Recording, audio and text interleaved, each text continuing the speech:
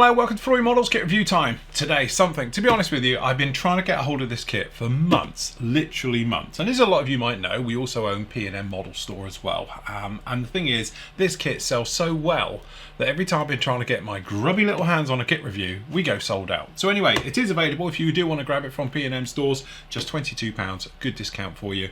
The links will be down in the description below. Anyway, back to the kit. Airfix's 1/72 scale B-25 Mitchell. Okay, so this is the CD version, completely new tooled. Very excited about this kit. Recently, Airfix have done quite a plethora of releases, different bombers, things like that, with their new tooling system, and actually been coming out really, really nice. So to have one of these in 1/72 scale is actually something quite exciting. So, down on the old box art. As you can see, Airfix have really stepped up their game now with the box art, and this looks very, very nice, as you can see down on here. A couple of the marking options, as you can see down on that one. Usual blurb down on there, usual bit there. So your kit number is A06015. Okay, and then down in here we talk about the options that you've got. So that we got Lady Jane down in there, which is in Tampa, Florida, 1943, and we've got Desert Warrior, the 81st Bombardment Squadron, medium, 12th Bombardment Group, medium. Was that Boilingfield, Washington DC, 1943. Again, very, very nice. So this is, as always, with all of my stuff, never been seen the light of day, and I seem to be without a knife. There it is. Okay, so. This one is actually double done. Now, the only time I've ever known them to be double sealed, as in it looks like it's been cut open and resealed, but it's the factory seals, is when there's been a problem. Is that boding well? I don't know. Let's have a look and see what we can find. So, there is our usual bag, as we can see. One bag of bits. Okay, and we have our instructions, and we have our decals. So let's pop those out the way. Pop this down here. So, we'll just have a look at that in a moment. So, start off with the instructions. You get into them. We have what you're looking for. Paint call-outs. Okay, is that me? No, that's horrible. This will be a very quick review. I'm hoping yours at home isn't printed the same, but this is out of register. And what this means is, it's either I'm drunk, which I hope not, because it's only 3 o'clock in the afternoon, or quite frankly, the printing is at an error. I'm hoping it's not going to destroy your eyes at home, as clearly doing mine, but it's not nice to even look at, because it looks like you're trying to focus onto it. But we'll go through. Decals for the instrument panel. Obviously, we've got the pilot and co-pilot's positions fitted up in here. Fitting that instrument panel with the control columns, with the throttles, things like that going down in there. And then working our way around. So we've got the seats, we've got bulkheads going in, we've got other bulkheads, we've got the floor system, remembering to open up some holes. Luckily for me, it looks like this page is okay, but this side's horrible.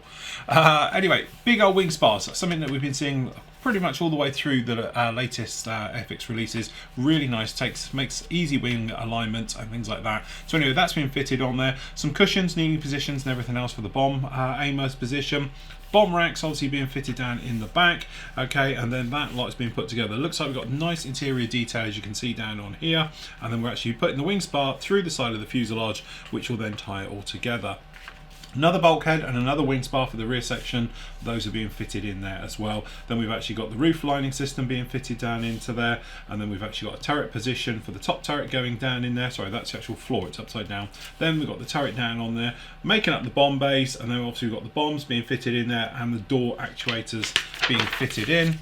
And then working our way around on the other side, exactly the same. It's basically a mirror of that one. And then 2 halves going together. And then obviously you can have the option, bomb body doors open or closed.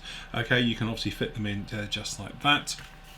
And then we're off obviously on the wings. So it looks like we attach top parts. We've got the wing lights being fitted down into there. A couple of holes needed to be opened up. We've got these air scoops down here being fitted in there. Okay, and then top halves of the wings, which is sort of laminating the 2 halves together down on there. Again, looking pretty straightforward. Rear quarters, obviously there's different versions of this bomber. Some of them have those bigger open side gun positions for the waist gun positions. This one doesn't, has the smalls, okay, being fitted down in there. And then the tailplane, again, totally posable control surfaces, which is another nice touch. So we've actually got the tailplanes with the ailerons, and then obviously we've got the actual rudders being fitted down in there. So that's a nice one. And then going in, and it's saying do not glue. Which part don't you glue? So you don't glue the actual, it looks like the situation where the actual, this is being fitted in.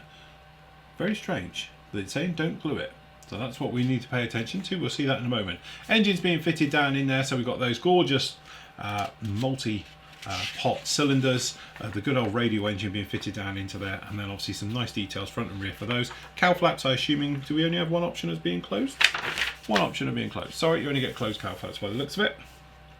So they've got those ones being fitted in, and then you can see why this has done it this way about not gluing it in place. Is because then the actual engine nacelles fit together and then drop down over that gear. Okay, so again, that's why I'm saying about don't glue it in place. All right, so same on the other side. Gear doors being fitted down into there. Is that gear door or just an access door? Building the undercarriage, yes, that's for gear being fitted down into there. So if you're going to be doing it gear up or down, depending if you can have the little flap open. Gear up right the way through. Engines being fitted onto those nacelles down on there. Flaps, really nice that we can actually have in the drop position or the actual up position right the way through both sides. And then we've got the tail combing, if you're going to be doing for that one, the anti-skid combing down being putted down on there. A couple of things for the undercarriage. Then we've actually got some doors actuators being fitted down into there. Again, this is blurry as hell, so it's quite difficult to look at. Wheels. Do we get weight on wheels? Hopefully we're going to get a little bit of weight on wheels. Be a nice touch if we do, but if not, obviously showing it with gear up, gear down, different options. Same things on the other side of those being fitted through. Top turret, so we've actually got the gun system being fitted down onto that one, so that's that one done. Right the way through being fitted in. Obviously you can have it up or down depending if you want it for the sort of, takeoff or in-flight positions.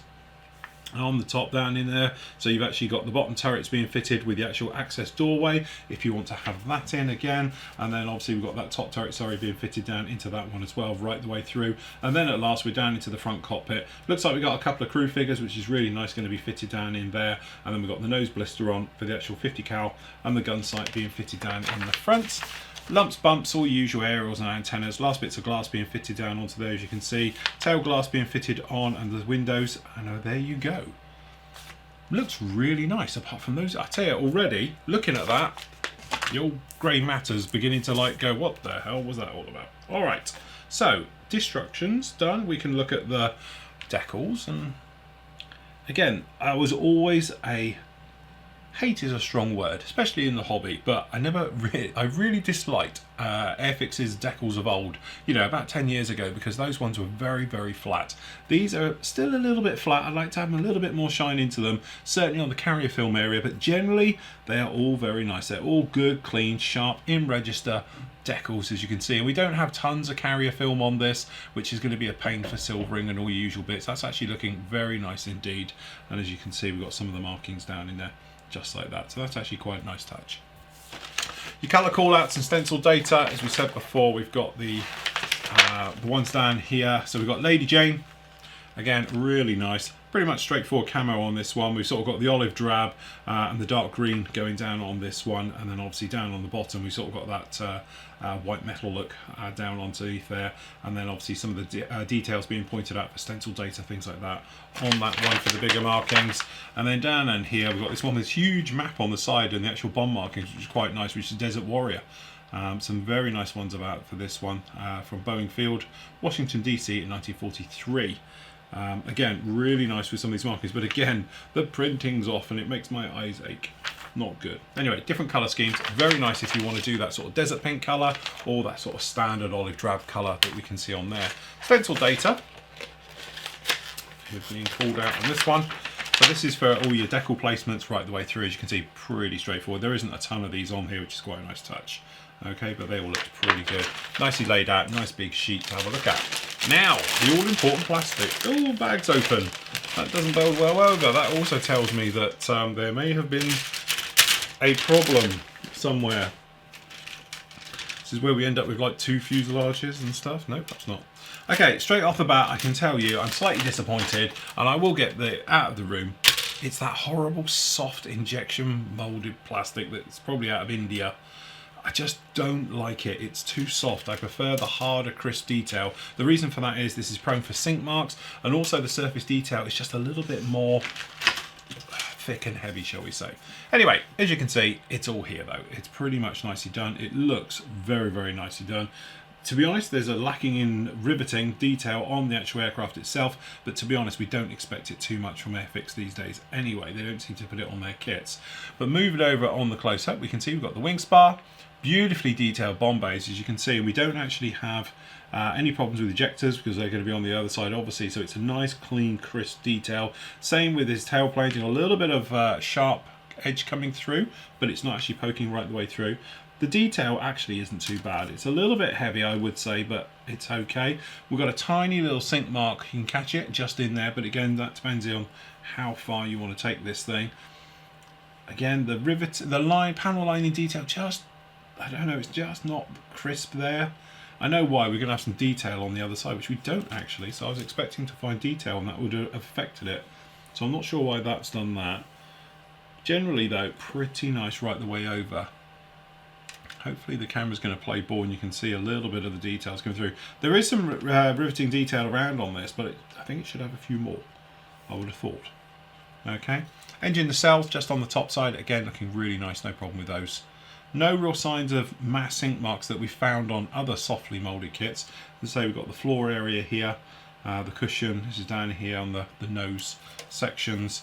Down on the inside, unfortunately though, and this is always going to be the bugbear when you're using this type of plastic, the ejector pins are great big holes buried deep into the plastic all over this.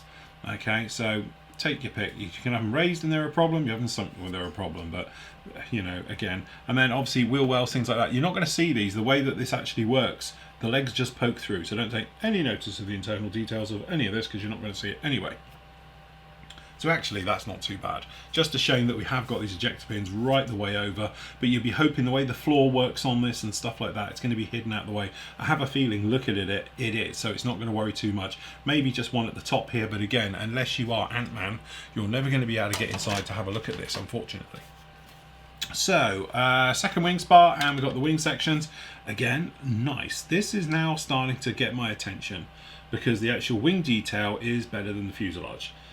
It's got very much the curves and the lines and everything we'd expect. So if we take a close look, you can see we've got this gorgeous detail with this riveting and all the parts down in here. That's really very nice indeed. So these access patches, panels for the lower side, as you can see, they've all got nice little screw tops and all the rest of it down in there. Very subtle fabric marks down in here, actually in the actual control surfaces on the ailerons. Again, it's a shame they're not posable, but actually they're very nicely done. And then you move on to these wing tops, and as you can see, we've got some really very nice details down on these.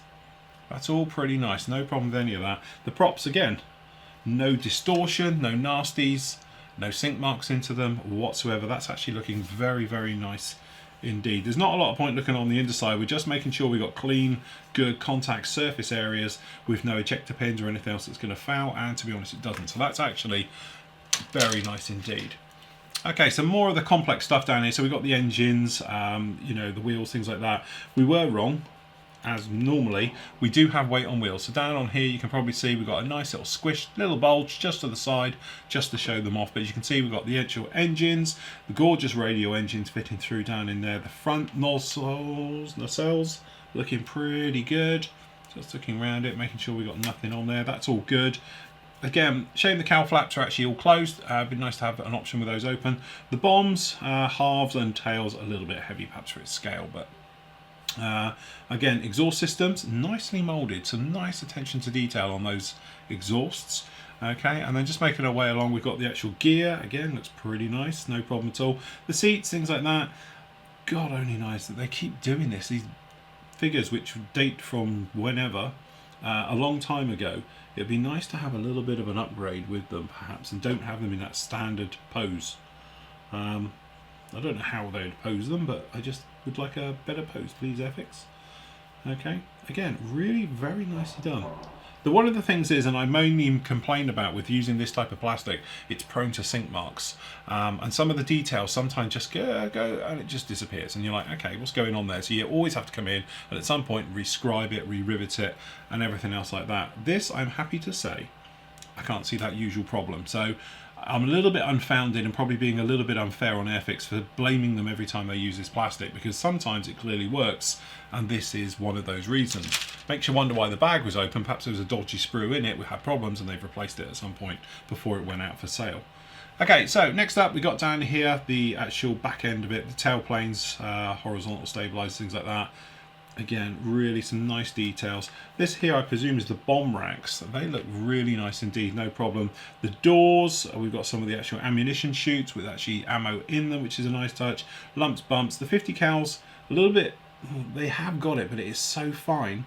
Maybe when it's painted and done, we've got the actual venting on the 50 cals all on here, you can probably see it, but at the moment you can't really see it. And then obviously down here we've got the tail planes and the control surfaces. They've all got nice subtle raised details down in there, and some of the other ones, so like the flight yokes and that actually is really nicely done. The pedals, really good, very, very nice. Okay, so different set of engine nacelles. We're using these because it's got the lumps and bumps all the way right around. That one doesn't. That means there's other versions on the way. Two different types of cowl flaps as well. Unfortunately, both are closed, but there we go. Okay, lumps, bumps and everything for this type of engine, as you might imagine. So just make sure you've got the right one when you're going through the actual build itself. Okay, so I hate this. I know they've put them back to back, and I know what they're saying, but please, can we just have a couple of backs? Pity's sake. Okay, clear parts. To be honest, Airfix tend to get this pretty good. No problem with those at all. So we've got two, obviously different types of canopy framing down here. Again, just pick out the one you want. This is, the one we want is the one with more framing on the bars. This one doesn't, it's obviously a later type. Side areas, again, it's textured, so you've got the clear part as well, so a little bit of mask oil down in there. To be honest, I'll be inclined to drill them out and then just use PVA glue them afterwards to make the windows. Things like the lighting system down in there, the actual windows, that's actually very, very nice clear glass, all that. And even on this guy, because it's actually bent round and sort of, you know, that type of shape, that's really nice. Good, sharp, clean edges to it as well. So when you're masking up again, you put your tape, run your nail into it, get a cocktail stick, rub it in the corners and cut it and have a good clean mark. So thumbs up down in there, definitely. And then down in here as well, we've got some of the other clear parts for the front end for the bomber. And then the turrets, again, always going to be a handful to try and mask it, so it might be worth going for an aftermarket mask set. But yeah, no problem with that at all. The clear parts are really very nice, and that's the great thing about it. Normally at this point I complain and say, oh, it's got sink marks and I'm not happy with this and I'm not happy with that. Airfix, I think you've nailed it. That looks right out the bat a really nice kit. Now, funnily enough, I don't know anybody who's built this one yet, and normally I get a little bit of feedback from people saying I've built it and then give me a thing. I don't know anybody who's completed one, but I have to say, from what I've seen, I can't find fault with that particular kit. It looks very, very nice to me. There's no sink marks, there's no flash anywhere or anything else, and this particular type of plastic is pretty prone for it. And when I pick it up as a reviewer, I look at it and immediately go, and you hear that. What I want to hear is, okay, and this stuff is sharp, crisp, very nice. Normally with this we get big sink marks, we get distorted panel lines, the riveting is all over the place, and just generally it's not nice to work with. But actually this one seems to be okay, so I think we've dodged the bullet with this particular one, so it should turn out with no real problems right the way through the build. As I said before, and it's a shameless plug I know, but you can get it £22 from the P&M site. Details are down below. But I have to say, if you're a Mitchell fan or a B-25 fan or any type of like twin engine light bomber like this, it's an absolute must.